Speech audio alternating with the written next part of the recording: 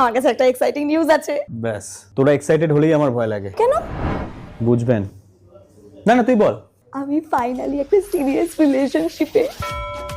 দেখলেন, বলেছিলাম না, আবার একটা ছেলের জীবন দুর্বিষহ হতে চললো, কিন্তু আর এটা হতে দেওয়া যাবে না। মা, আমার ছেলেটার ওপর একটু দয়া দেখাস। মা, নির্দয় হতে যাবো কেন? তুই হবি, জেনে বা অজান্তে তুই নির্দয় হবি, আমি জানি।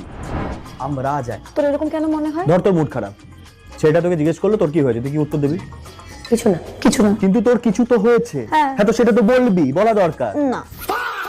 আচ্ছা ধর তোরা একটা রেস্টুরেন্টে গেছিস, মানে তুই আর তোর বয়ফ্রেন্ড, ও তোকে হঠাৎ করে জিজ্ঞেস করলো কি খাবি, বল, কি উত্তর দিবি? তোমার যা মন চায়। আমি ওকে উইথ এভরিথিং। তাহলে চাইনিজ অর্ডার করি। তো পিৎজা খেতে ইচ্ছে করছিল।